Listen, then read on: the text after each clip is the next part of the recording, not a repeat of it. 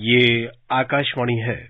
कोविड-19 विशेष कार्यक्रम के अंतर्गत प्रस्तुत है कोरोना वायरस संक्रमण की वर्तमान स्थिति पर चर्चा, जिसे प्रस्तुत कर रहे हैं आकाशवाणी संवाददाता आनंद श्रीवास्तव। इस कार्यक्रम में आमंत्रित स्वास्थ्य विशेषज्ञ हैं जीबी पंत अस्पताल के प्रोफेसर डॉक्टर संजय पांडे।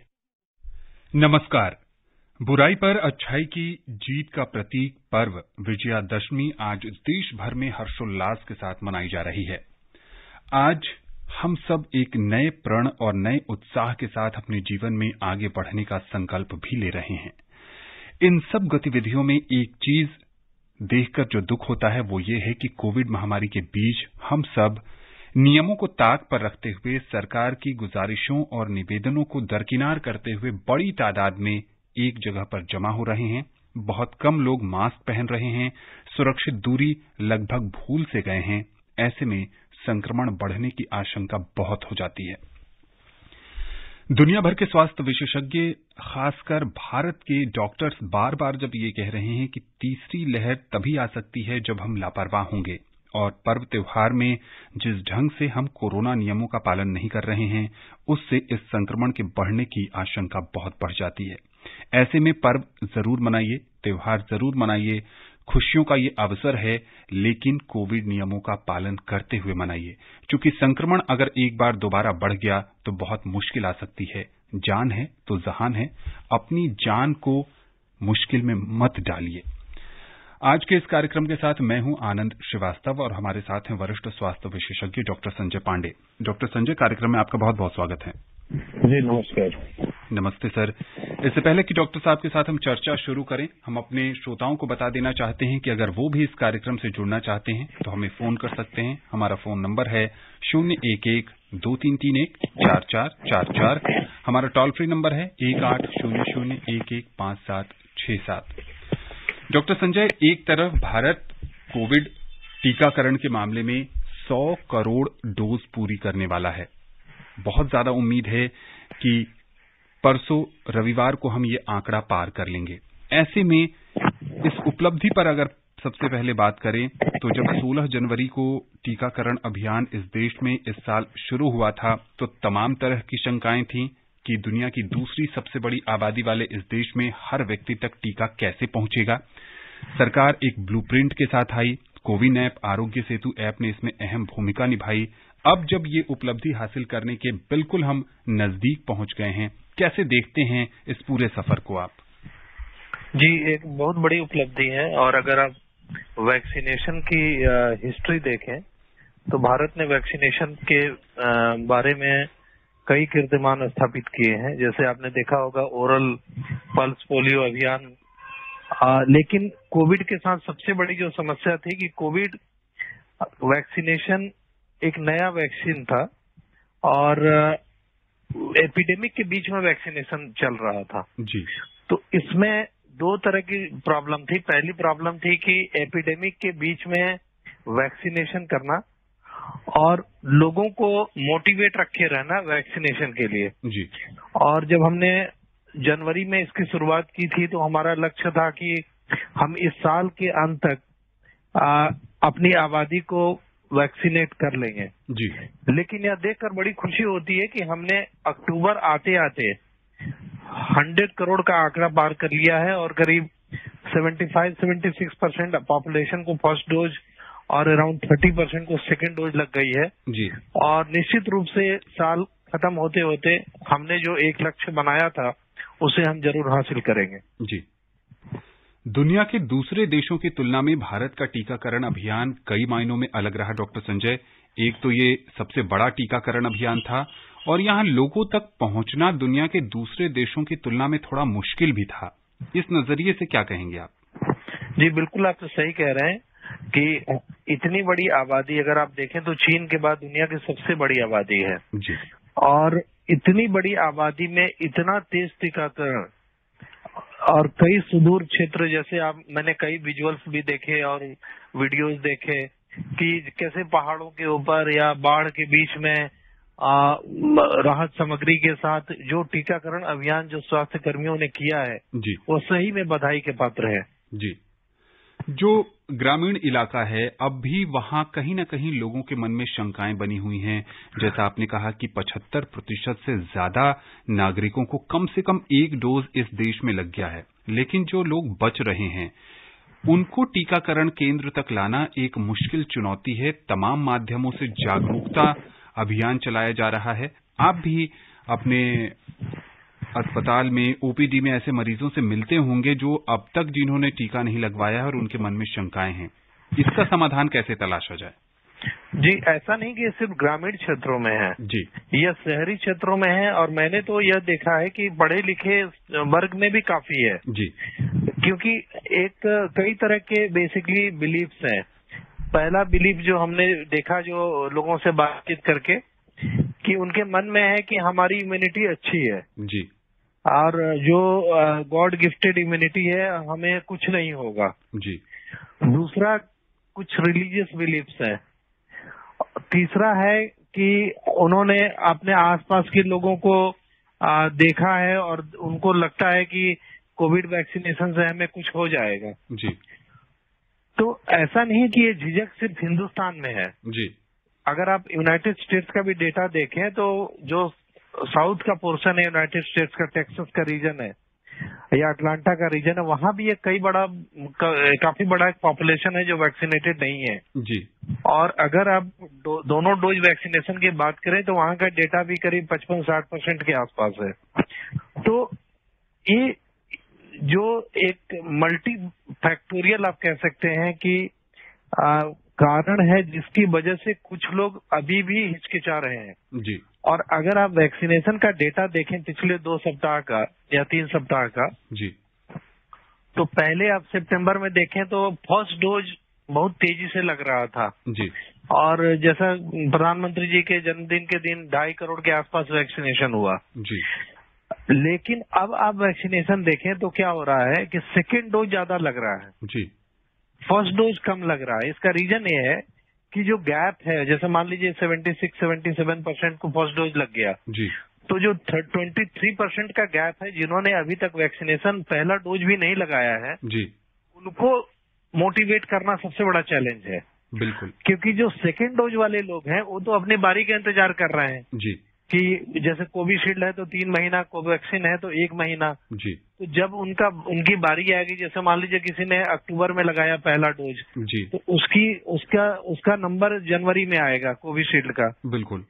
तो अब उस संख्या उससे नहीं बढ़ेगी, संख्या बढ़ेगी उस 23% से। जी, और जितना हम उसको कवर कर लें, 100% देखिए कवर कहीं नहीं होता, पूरी दुनिया में नहीं होता। बिल्कुल ठीक।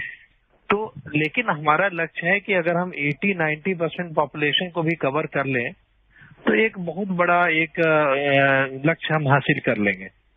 डॉक्टर संजय, यहाँ एक और सवाल है कि क्या अगर 100 करोड़ का जो डोज का आंकड़ा है हम कल परसों में पार कर लेते हैं, ये एक महत्वपूर्ण फैक्टर साबित हो सकता है तीसरी लहर की आशंका को खत्म करने के लिए या कम करने के लिए?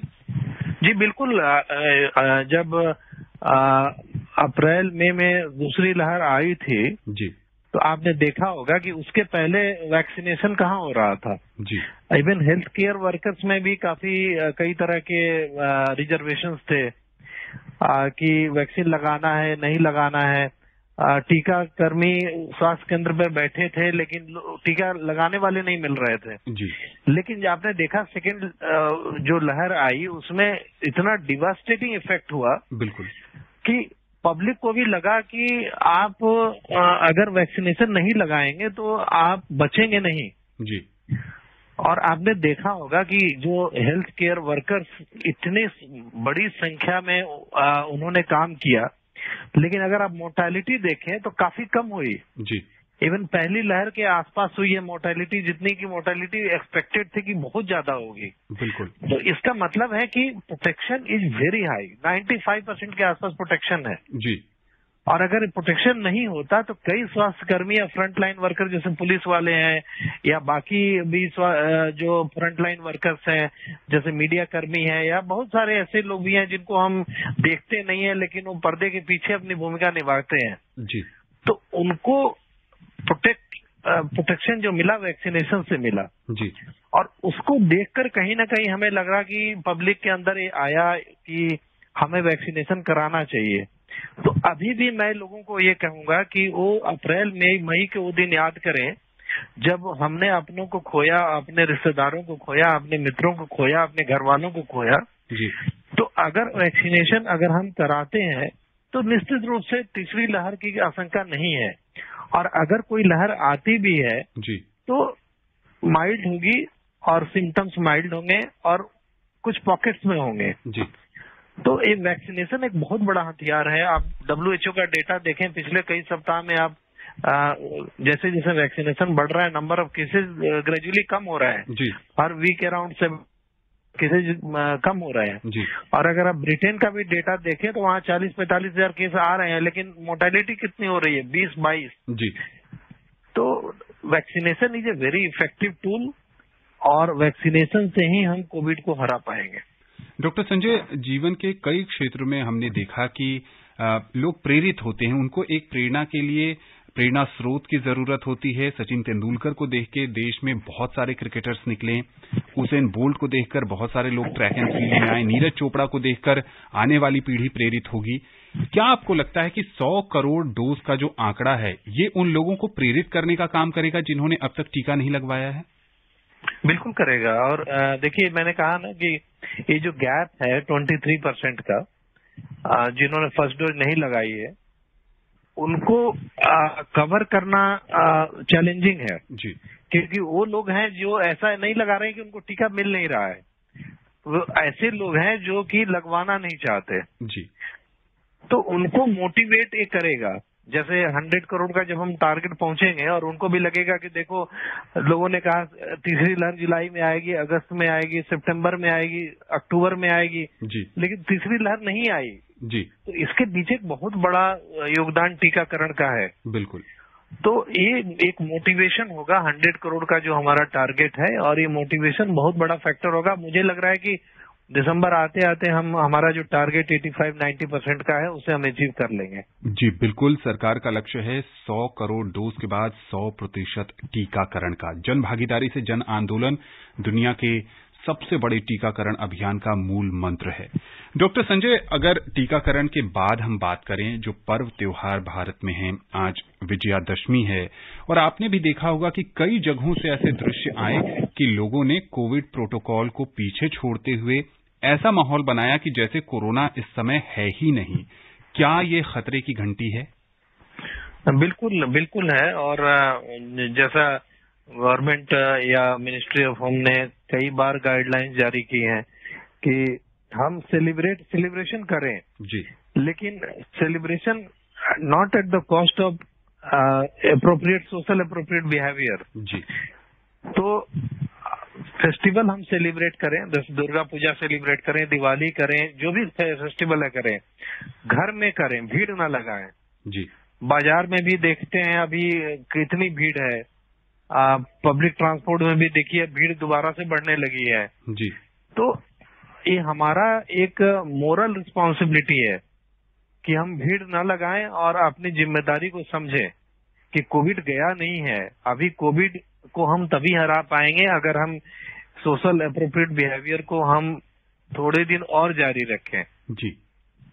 डॉक्टर संजय, यहाँ एक नई मानसिकता का जन्म हो रहा है इस देश में और दुनिया के कई देशों में भी कि हमने वैक्सीन की दोनों डोज ले ली, अब मुझे कोरोना नहीं हो सकता, अब सुरक्षित दूरी का पालन करना भी जरूरी नहीं है। क्या ये मानसिकता जो है वो आने वाले समय में संक्रमण दर बढ़ा सकती है? बिल्कुल बढ़ा सकती है। और अगर आप केरल का डेटा लें तो केरल में देखिए जो केसेज आ रहे हैं 9-10 हजार, पहले तो 30 हजार आ रहे थे, अब कम हो गए हैं काफी, 8-9 हजार आ रहे हैं केसेज। उसमें करीब 25% केसेज वो हैं जिनको वैक्सीनेशन लगा हुआ है। जी। अभी मैंने ब्रिटेन का एग्जांपल दिया कि 40-45 हजार केसेज वहां भी आ रहे हैं। जी। लेकिन मोर्टेलिटी कम है, सिम्टम्स माइल्ड है, या तो एसिम्प्टोमेटिक है या बहुत ही माइल्ड सिम्टम है, हॉस्पिटलाइजेशन की जरूरत नहीं है। जी। तो अगर हम कोविड अप्रोप्रिएट बिहेवियर को फॉलो करते हैं तो ये जो नंबर ऑफ केसेज का एक डर है कि आ सकता है, जी, वो अपने आप कम हो जाएगा। जी। और अगर वो कम हो जाएगा तो हम तीसरी लहर को आने से जरूर रोक सकते हैं। जी। ये समय जो होता है वो पर्व त्योहारों का समय होता है और बहुत सारे लोग इसमें छुट्टियां निकालकर बाहर घूमने की भी सोचते हैं, अपने परिवार के साथ क्वालिटी टाइम बिताना चाहते हैं। ऐसे में जो पर्यटन स्थल हैं वहां भी भीड़ भाड़ की स्थिति बन जाती है।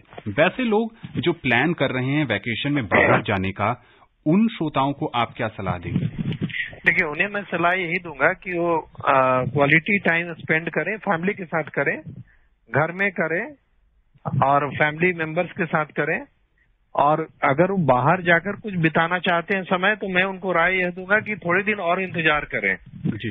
मे बी नेक्स्ट समर तक इंतजार करें, या जब तक कंट्री में 80-90% वैक्सीनेशन नहीं हो जाता तब तक का इंतजार करें जी। और उन्हें ये मानना चाहिए कि हमने जो स्ट्रगल का पीरियड था 1.5 साल का, वो निकाल लिया है। अब जो बचे हुए 6 महीने 9 महीने का समय है, अगर हम उसको भी निकाल लेते हैं तो हो सकता है कि कोविड का परमानेंट हम सॉल्यूशन निकाल पाए जी। लेकिन बहुत सारे लोगों के जहन में एक बात और बैठ गई है डॉक्टर संजय, कि कोरोना कहीं जाने वाला नहीं है, कब तक हम घरों में बैठे रहेंगे, ऐसे तो जीवन ही चलना मुश्किल हो जाएगा, इसी के साथ जीना है, अब खुल के जीते हैं। देखिए, खुल के जीने का मतलब यह नहीं है कि हम आत्महत्या कर लें जी। खुल के जीने के लिए किसी ने आपको मना नहीं किया है। बिल्कुल। आप अपने कार्यस्थल पे जा रहे हैं, सरकार ने मनोरंजन केंद्र खोल दिए हैं, सिनेमा घर खुल चुके हैं, मॉल्स खुल चुके हैं। सरकार ने इसलिए खोला है क्योंकि हमें पता है कि कोरोना जाने वाला नहीं है, कोरोना के साथ ही जीना पड़ेगा जी। लेकिन सोशल एप्रोप्रिएट बिहेवियर, इसको याद रखें जी। उसके साथ जीना है, क्योंकि खतरे की घंटी अभी खत्म नहीं हुई है। खतरे की घंटी जब तक कोरोना है तब तक बनी रहेगी। तो खुल के जिए, लेकिन सुसाइडल थॉट्स के साथ ना जिए। बहुत अच्छी बात आपने कही कि खुलकर जीना एक बात है, लेकिन सरकारी दिशा निर्देश का पालन करके अपने जीवन में उत्साह और उमंग के साथ आगे बढ़ना भी बेहद महत्वपूर्ण है। डॉक्टर संजय, बच्चों का अगर जिक्र करें तो बहुत ही संवेदनशील विषय होता जा रहा है। एक तरफ सरकार कह रही है कि बहुत जल्द बच्चों का टीका भी आएगा, दूसरी तरफ बहुत सारे राज्यों में विद्यालय खुल जाने के कारण अभिभावकों की चिंता बढ़ गई है। ऐसी भी खबर आई दक्षिण भारत से कि एक ही विद्यालय के बहुत सारे बच्चे संक्रमित हो गए। बच्चों को लेकर क्या कहेंगे, अभिभावकों को आप क्या सलाह देंगे, और वो बच्चे जो खुद अपने आप को मास्क लगा सकते हैं, सुरक्षित दूरी का पालन कर सकते हैं, उनके लिए आपका क्या मैसेज है? देखिए, बच्चों का टीकाकरण एक बहुत ही संवेदनशील विषय है, आपने बिल्कुल सही कहा।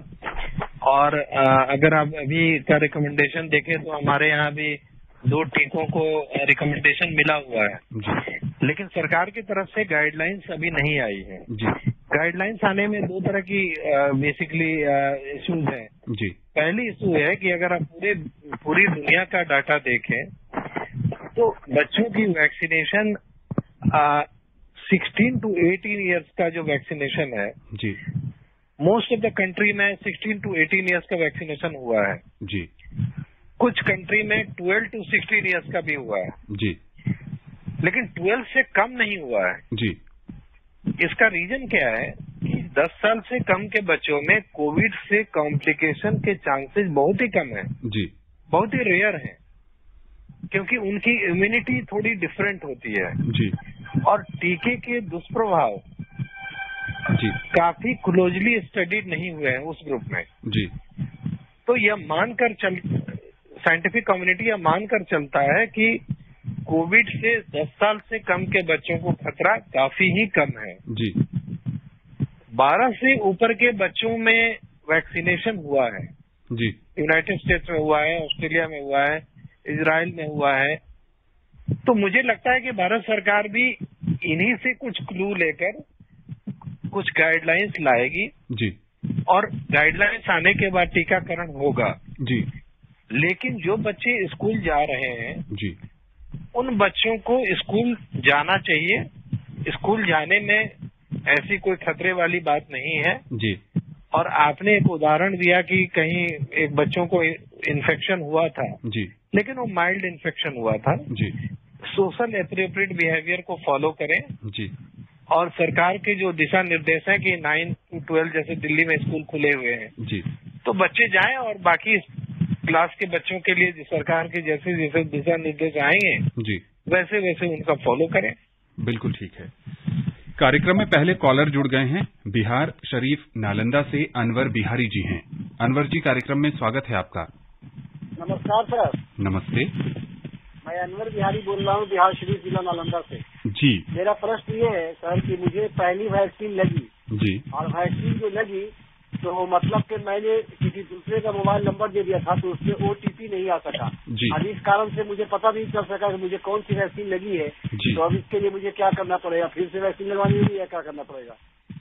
डॉक्टर संजय, सवाल बहुत ही रोचक इन्होंने पूछा है। जी जी, ऐसा है कि अगर आप कोविन का वेबसाइट देखें जी, तो भारत सरकार ने इस तरह की व्यवस्था की है कि आप अपने इंफॉर्मेशन को अपडेट कर सकते हैं। जी। और मेरे ख्याल से इनको कोविन वेबसाइट पे जाना चाहिए और जाकर अपने इंफॉर्मेशन को अपडेट करना चाहिए और उससे इनकी समस्या का समाधान हो जाएगा। पर इन्हें पता कैसे चलेगा कि इनको पहली वैक्सीन कौन सी लगी? अगर जिस मोबाइल नंबर से इन्होंने अपना रजिस्ट्रेशन किया है जी, उससे अगर वो रजिस्ट्रेशन दोबारा करते हैं जी, तो उससे पता चल जाएगा। जी, बिल्कुल ठीक बात है। तो एक बार आप अनवर जी, जिस मोबाइल नंबर से आपने पहली बार रजिस्ट्रेशन किया था, कोशिश करिए कि उस मोबाइल नंबर से ही आप कोविन पर लॉगिन करें। OTP आएगा और उसके बाद आपको जानकारी मिल जाएगी कि आपको कौन सी वैक्सीन लगी है। जैसे हमारे घर में भी जी, कई जैसे प्लम्बर है या इलेक्ट्रिशियन है, वो आते हैं और कहते हैं कि हमें बताइए कि हमें कौन सी वैक्सीन लगी है। जी, तो हम लोग उनको बताते हैं, उनके मोबाइल नंबर से ही रजिस्टर करके और OTP जनरेट करके और उनको बता देते हैं जी, कि देखिए आपको ये वैक्सीन लगी है और उनका सर्टिफिकेट डाउन करने में उनकी हेल्प भी करते हैं। बिल्कुल ठीक बात है। तो आप किसी का हेल्प ले लेंगे तो आप डाउनलोड कर सकते हैं जी, और अपने डेटा को अपडेट भी कर सकते हैं। बिल्कुल ठीक। राजधानी दिल्ली से धर्मवीर जी हमारे साथ जुड़ गए हैं। धर्मवीर जी, स्वागत है आपका। हाँ जी, नमस्कार। नमस्ते। मैं धर्मवीर गांधीनगर से बोल रहा हूँ। डॉक्टर साहब नमस्कार। जी नमस्कार। डॉक्टर साहब, अभी तक सरकार की तरफ से ये कोई आदेश नहीं आया कि जो बेघर लोग हैं, मैंने इसके लिए पहले भी आप से इसकी बात की जानकारी मांगी है कि जानकारी चाहिए कि इन लोगों के लिए क्या व्यवस्था करी जा रही है। वो बेचारों के पास तो कुछ भी डॉक्यूमेंट्स नहीं है, ना घर है, ना अपना कार्ड है, ना आधार कार्ड है, ना मोबाइल नंबर है। तो इन लोगों की तरफ भी ध्यान दिया जाए। अगर ऐसे लोग भी अगर छूट जाएंगे तो जो इन्फेक्शन है, वैसे भी वो लोग साफ सुथरे तो रहते नहीं है, गली गली घूमते हैं। इन लोगों को भी कुछ ऐसी व्यवस्था बनाई जाए सरकार को। धन्यवाद। आपका सवाल काफी अच्छा है जी, और जहाँ तक मेरी जानकारी है, सरकार की व्यवस्था की है जी, कि जिनके पास भी कोई आइडेंटिफिकेशन कार्ड नहीं है उनका वैक्सीनेशन भी हो जाए। जी, और अभी जहाँ तक मुझे याद है कुछ कैंप्स भी लगे थे इस तरह के, जी, जिसमें आप जाकर रजिस्ट्रेशन करा सकते हैं और रजिस्ट्रेशन कराकर और अपना वैक्सीनेशन करवा सकते हैं। जी। लेकिन ये आपका काफी अच्छा सवाल है और मेरे ख्याल से सरकार से इसके बारे में और भी दिशा निर्देश जल्दी ही प्राप्त होंगे। डॉक्टर संजय, जो बीच में स्वास्थ्य मंत्रालय ने ये बताया कि जो लोग दिव्यांग हैं या फिर जो चलने फिरने में सक्षम नहीं हैं, गंभीर बीमारियों से ग्रस्त हैं, उनको टीकाकरण की सुविधा उनके घर पर ही दी जाएगी। इसे कैसे देखते हैं? एक बहुत ही सकारात्मक कदम है। बिल्कुल बिल्कुल। जैसे मान लीजिए कोई एल्डरली है, बेड बाउंड है जी, या किसी क्रॉनिक डिजीज से ग्रस्त है, तो वो तो नहीं जा सकता टीकाकरण केंद्र तक। जी, तो उसकी टीकाकरण की व्यवस्था सरकार घर पर ही कर रही है। जी। और ये बहुत ही बड़ा पॉजिटिव स्टेप है। जी, बिल्कुल ही सकारात्मक पहल है। 100% लक्ष्य को हासिल करने के लिए इन सभी लोगों का टीकाकरण जरूरी है और ऐसे में सरकार ने ये एक सराहनीय प्रयास किया है। कार्यक्रम में अगले कॉलर जुड़ गए हैं। विनोद कुशवाहा जी हैं। विनोद जी, स्वागत है आपका। विनोद जी, आपको आवाज मिल रही है?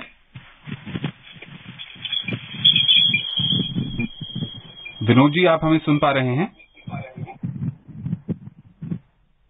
विनोद जी से हमारा संपर्क नहीं हो पा रहा है। हेलो जी विनोद जी, अपना सवाल पूछिए। डॉक्टर संजय, उनसे संपर्क तकनीकी कारणों से नहीं हो पाया। एक और यहाँ पर सवाल है, जो घर में महिलाएं रहती हैं, जो बाहर नहीं जाती, जो होम मेकर हैं, बहुत सारे लोगों को ये कहते सुना कि हम तो बाहर जाते नहीं हैं, हमें इन्फेक्शन का खतरा बहुत कम है, वैक्सीन लगवाकर क्या होगा? क्या कहेंगे इस मानसिकता पर आप? देखिए, इस बार जो मार्च अप्रैल मई में जो लहर आई थी जी, उसमें तो कोई बचा ही नहीं जी, घर वाले भी इफेक्टेड हुए, जो बाहर जाने वाले थे वो भी इफेक्टेड हुए जी, और मैंने तो कई घर देखे थे जिसमें कि शाम को एक मेंबर को हुआ और सुबह होते होते सारे मेंबर कोरोना के चपेट में आ गए। जी, तो इस भ्रम में न रहें कि आप बाहर नहीं जाते हैं तो कोविड नहीं होगा। जी, आप बाहर जाएं तो कोविड का रिस्क है, लेकिन घर के अंदर भी कोविड का रिस्क है। जी, तो वैक्सीनेशन जरूर लगवाएं। सिर्फ वैक्सीनेशन ही आपको कोविड से प्रोटेक्शन देगा। बिल्कुल ठीक।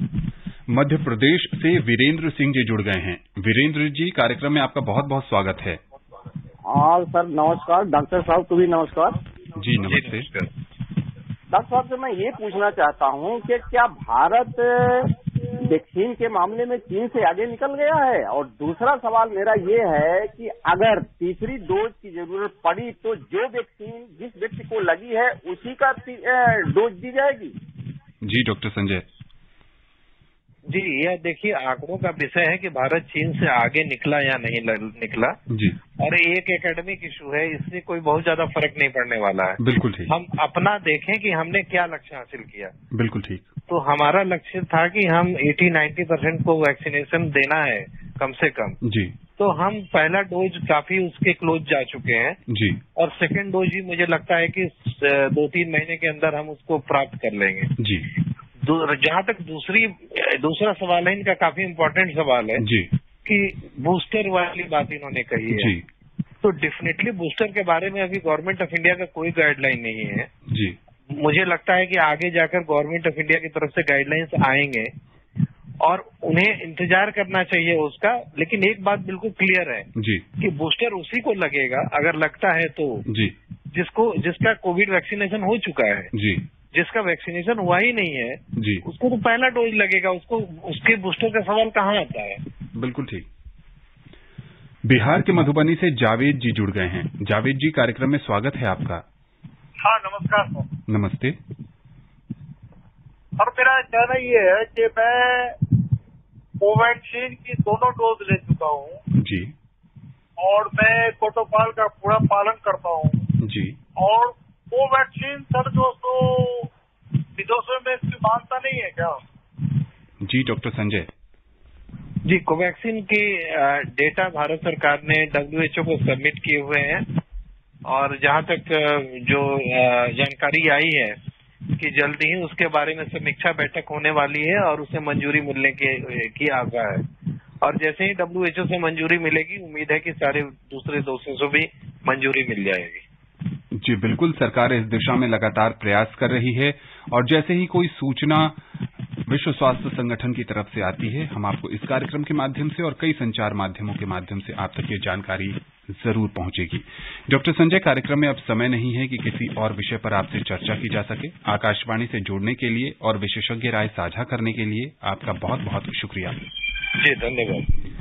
तो जैसा कि डॉक्टर संजय बता रहे थे कि पर्व त्योहार जरूर मनाइए, लेकिन अपने घर पर रहकर मनाइए। अगर आप बाहर जाते हैं, कोविड नियमों का पालन नहीं करते हैं, तो संक्रमण बढ़ने का खतरा बढ़ जाता है। आप खुद बीमार होंगे, आपके परिवार वाले दुखी होंगे और फिर घर में सुख शांति भी नहीं रहेगी। ऐसे में स्वस्थ रहें, खुशहाल रहें, कोविड नियमों का पालन करते रहें और संक्रमण से बचे रहें। नमस्कार। कोविड-19 विशेष कार्यक्रम के अंतर्गत अभी आप सुन रहे थे कोरोना वायरस संक्रमण की वर्तमान स्थिति पर चर्चा, जिसे प्रस्तुत कर रहे थे आकाशवाणी संवाददाता आनंद श्रीवास्तव। इस कार्यक्रम में आमंत्रित स्वास्थ्य विशेषज्ञ थे जीबी पंत अस्पताल के प्रोफेसर डॉक्टर संजय पांडे। ये कार्यक्रम आकाशवाणी के समाचार सेवा प्रभाग द्वारा प्रस्तुत किया गया। इसे आप हमारे mobile app news on AIR और YouTube channel news on AIR official पर भी सुन सकते हैं। इस कार्यक्रम के संबंध में अपनी प्रतिक्रिया आप हमें ईमेल कर सकते हैं। पता है airnsdtalks@gmail.com। ये कार्यक्रम फिर से सुनने के लिए लॉग ऑन करें हमारी वेबसाइट newsonair.nic.in।